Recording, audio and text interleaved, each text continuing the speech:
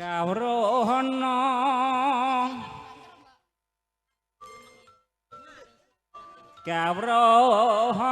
dunungira ing urip lamun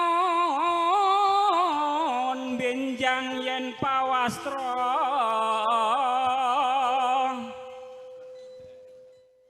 iku ing didunungi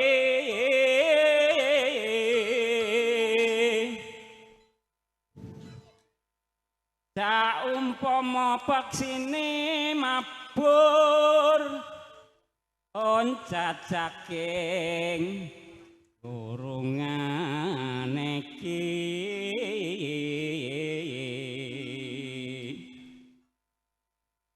ibarat wong lunga sanjang bakal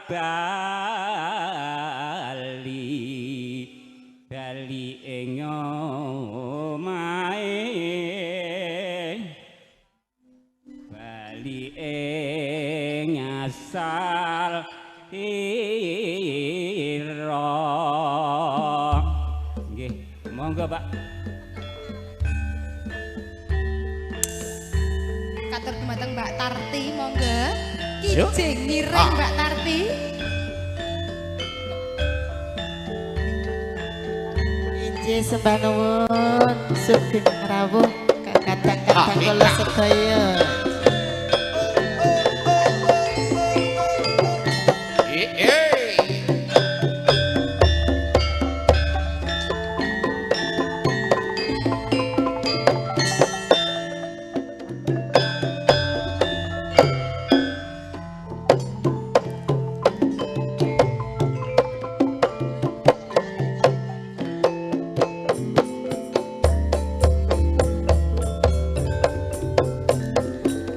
Kijing mireng mas, kijing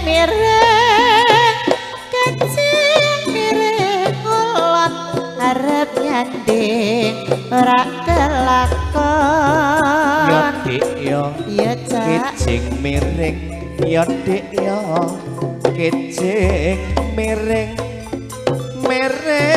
noleh nengen tiwas nyanding atiku seneng ya dik ya. Kijing mireng ya mas, kijing mireng tapi bakti selengene ditinggal mulai kari kangane.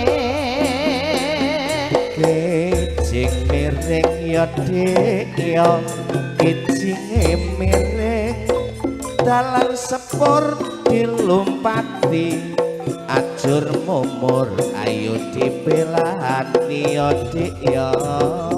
Kijing mireng ya mas, kijing mireng